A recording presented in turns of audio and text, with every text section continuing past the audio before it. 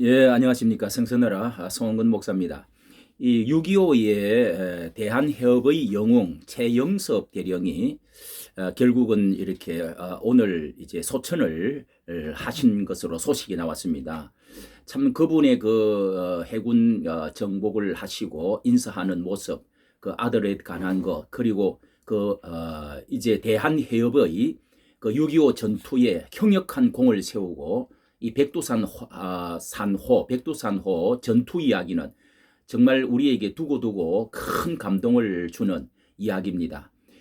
왜 우리는 이 최재형 전 원장을 우리가 이렇게 주목하는가, 관심을 갖는가 하면은 그의 아버지와 그의 가족사의 그 방공 정신, 그 위대한 애국 정신, 그리고 그의 그 도덕성 높은 그 감동 스토리, 신앙, 휴먼 스토리, 이런 것들이 우리에게 오늘 시대에 많은 후보들 가운데서도 정말 사포가 되어지는 그런 점에서 우리에게 마음에 안심을 주고 기대를 크게 걸게 해주는 그런 그 이제 우리 우익 보수에 있어서 아주 중요한 그 핵심적인 인물이 아니겠느냐, 우리나라를 구하지 않겠느냐, 이런 큰 기대를 해주게 됩니다. 그런데 그 아버지가 그 가운데 가장 그 훌륭한 가정의 지주로서 해군 그 대령 예편으로서 그분의 그 형역한 그 가정의 중심, 이 모든 것들 가장 존경하는 분이 이제 아버지라고 말씀하는 것이 우연이 아니고,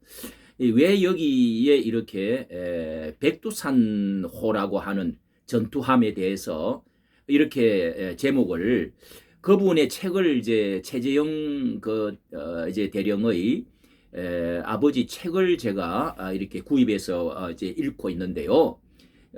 이제 바다를 품은 백두산이라고 하는 그런 그 책의 제목입니다. 제목인데 왜 바다에 백두산이 왜 나오는가 처음에 의아했는데, 이건 백두산호 이 이제 그 함선을 지금 이야기하는 것인데요. 이것이 그 책의 하이라이터가 이 오막에 있는 대한해협 해전 이것인데요. 우리나라 최초의 함정 두 개가 어떻게 우리나라에서 만들어진 게 아니고, 이 49년, 그러니까 6.25 바로 50년 전 49년에 이 백두산홈 초계정을 다 고물로 돼 가지고 붉은 이제 녹물이 흐르는 그런 그 백두산호를 이렇게 이제 해군 사관 생도들, 또 이런 사람들, 또 이 기금들, 이런 것들을 조금씩 이 후원금을 모아가지고 그렇게 사서 들여오고, 그때 또 이승만 대통령이 이렇게 낚시를 하다가 해군 거기에 진해에서 낚시를 하다가 무릎을 탁 치고 올라오면서 이 바다를 살리야 되겠다, 이렇게 해서 6.25 바로 전해에 이렇게 큰 배를 또 미국에서 이렇게 뭐 상선 이런 그 배들을 이렇게 이제 도입을 하게 되어서 이것이 마침내 50년 6월 25일 날 이렇게 나가가지고 대한해협을 맡게 되어진 이 백두산호가 이 그때 새벽에 나가서 어떻게 이게 됐는지, 하나님의 놀라운 그때가 아니었으면은 이 이제 메가더 장군의 그 인천 상륙작전도 무산으로 돌아갈 수밖에 없는 그런 엄청난 그 어떤 그 운명의 시간이 거기에 6.25 아침 시간에 이렇게 한날의 그 전쟁이 있었던 이야기입니다. 이것이 이렇게 이 책의 그 백두산호 함호를 타고 어떻게 6.25 때 전쟁을 했느냐, 제일 첫 전쟁의 승리가 바로 북한에서 내려온 이 600명의 이제 그 함선을 내려온 것을 격침을 시킨 놀라운 이야기가 여기 아마 하이라이트라고 할 수가 있습니다. 그에 대해서 다 할지는 못하고 거기에 대해서 책을 제가 얼마간 읽어드리도록 하겠습니다. 중요한 부분을 읽어드리도록 합니다. 예, 이 소위 임관 3기생들, 해군사관학교 3기생들은 모든 교과과정을 이수하고 1950년 2월 25일에 졸업을 했다. 136명 가운데 54명의 인원은 임관한 인원은 54명에 불과했다. 이 3기생들이 함정 행정과 운영을 바로잡도록 1개월간 OJT 교육을 받고, 그리고 필자는 4월 1일부로 50년 4월 1일입니다. 1일부로 PC 701함 백두산 갑판사관 포술사 항해사로 이제 갑판사관과 항해사로 발령을 받았고요. 사실 이 백두산 함호에 대해서는 어떻게 이것을 이렇게 개조해 가지고 군함으로 만들었는지 다음 이야기하도록 하고요. 이렇게 원양어선 한 척을 이제 ECH 이렇게 해서 받아왔는데요. 이승만 대통령은 이 백두산 함에 많은 관심을 가지고 해군 장병들이 모은 성금과 정부 보조금으로 사온 우리 해군의 첫 전투함이기 때문에 6월 12일, 그러니까 6월 12일 25일 전에 백두산 함에 이승만 대통령을 부산으로 이송하라는 명령이 이렇게 떨어졌는데 대통령께 백두산 함을 보여주기 위함이었다. 이렇게 이승만 대통령의 배에 이제 오르게 되었습니다. 백두산 함은 진해항을 출항하여서 부산으로 이제 모시고 가면서 첫 일이 이제 전투함에 올라타서 이제 부산으로 가는데요. 진해에서 대통령은 사관실에서 함수로 나오셨다. 3인치 주포 사격 훈련을 참관 이제 하면서 포를 아주 이제 땀을 뻘뻘 흘리면서 포를 쏘는데 대통령이 우리 수군이 대견하군, 믿음직해 든든해. 이제 외놈 어슴도 함부로 우리 영해를 침범하지 못할 거야. 바다는 우리 생명선이야. 병사들을 좀 쉬게 하라. 이렇게 해서 백두산 함은 6월 중순 진해를 떠나 여기가 이 백두산의 그 전신 모습입니다. 이것이 백두산 함인데요. 이렇게 백두산은 해군 장병들은 자신들의 성금으로 구매한 대포 달린 멋진 군함을 직접 보고 싶어 했다. 대통령을 부산으로 모시고 난 후에 이 백두산 함은 6월 중순 진해를 떠나 부산, 묵호, 인천, 군산, 목포에 있는 해군 경비를 순방하면서 해상훈련을 했고, 드디어 6월 24일 23시 11시죠. 30분에 진해항으로 기항했다. 6.25 바로 전날 저녁입니다. 그렇게 해서 다음 일요일이 돌아왔다.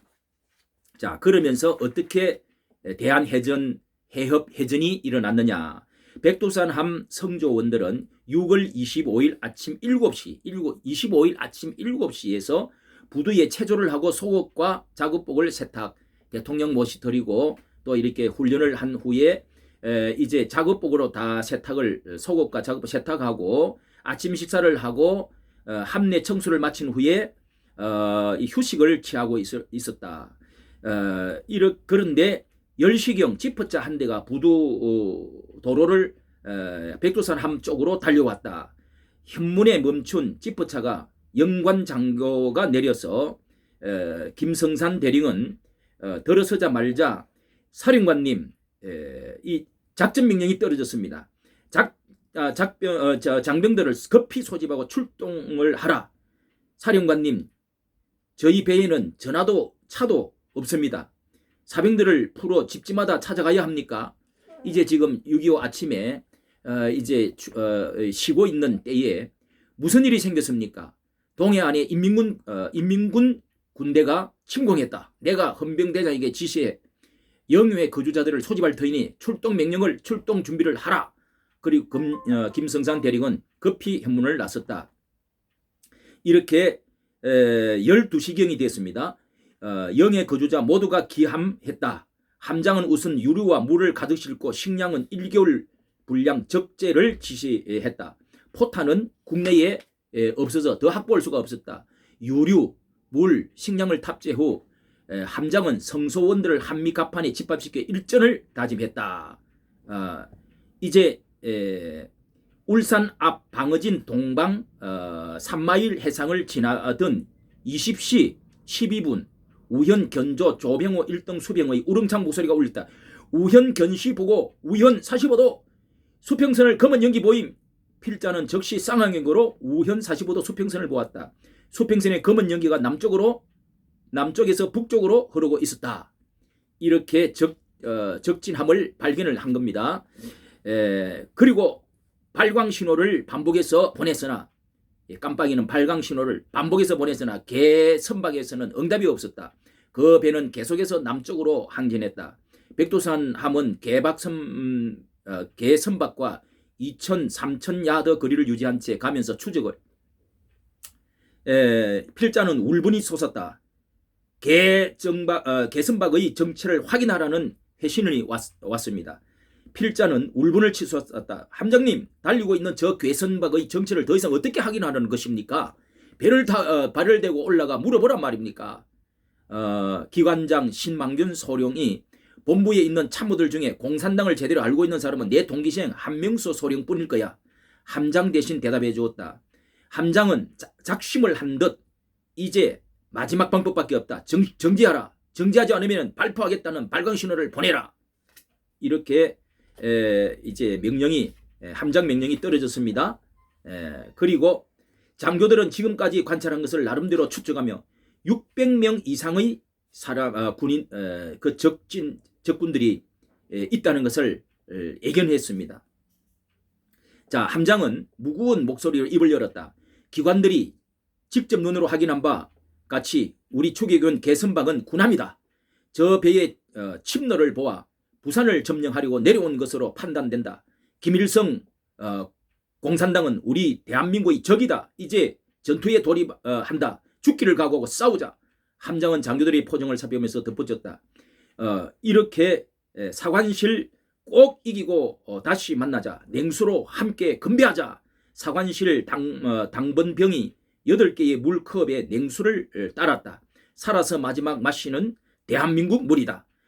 장교들 얼굴에는 긴장감이 흘러 달관의 경지에 이른 듯한 편안함이 흘렀다. 모두 비장한 각오로 잔을 부딪히며 싸우자고 외쳤다. 필자는 이 건배를 마치고 곧바로 함수 사령실로 달려가서 포갑부 대원들을 집합시켜 일전 각오를 다졌다. 지금까지 우리가 추적해온 괴선박은 김일성 공산당 군함이다. 부산을 점령하려고 내려오고 있다. 이제 전투에 돌입한다. 그동안 우리가 땀 흘려 훈련한 것은 지금 이때를 위함이 아닌가. 침착하라.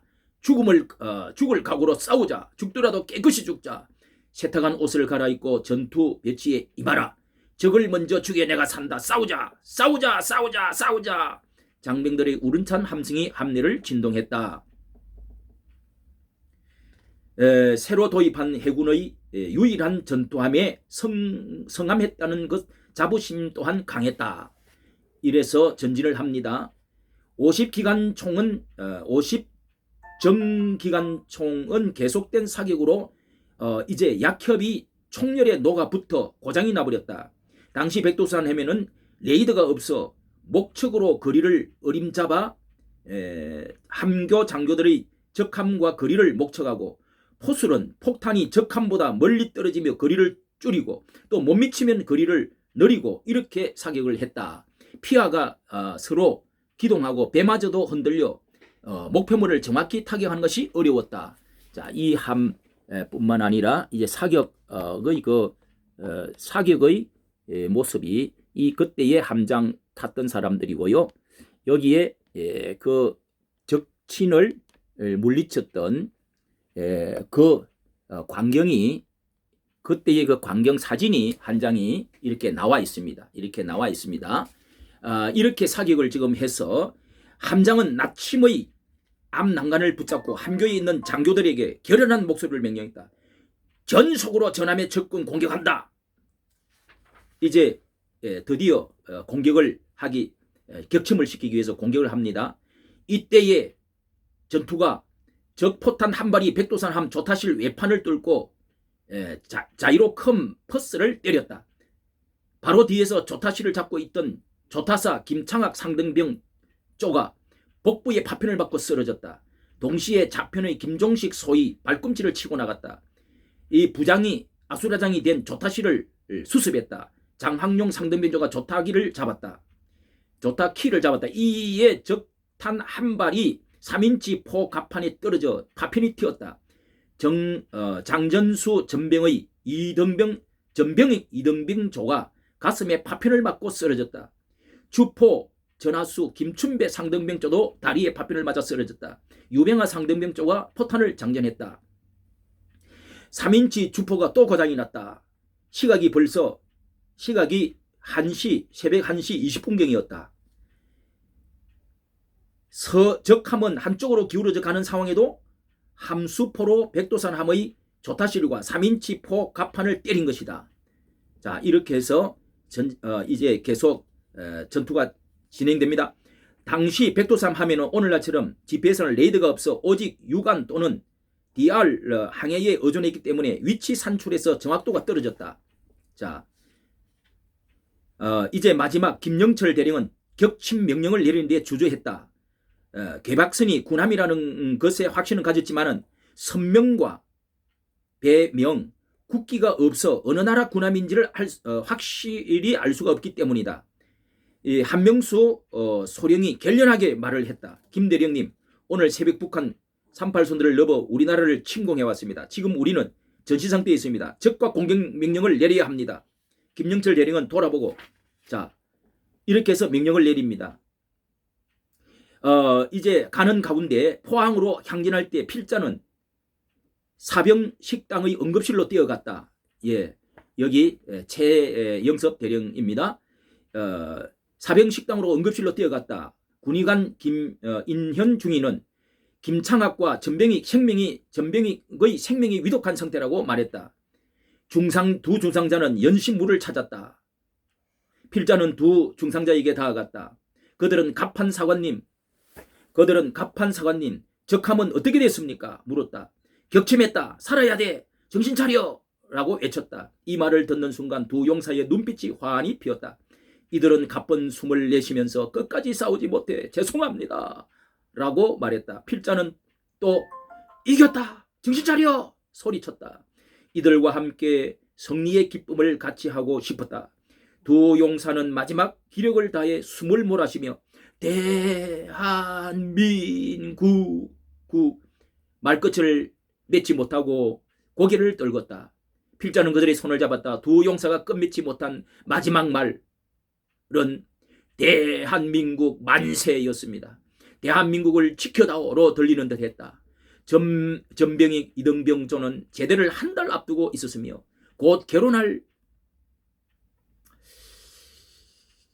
약혼녀 사진을 군복 윗주머니에 간직하고 동료들에게 자랑하곤 했던 그였다.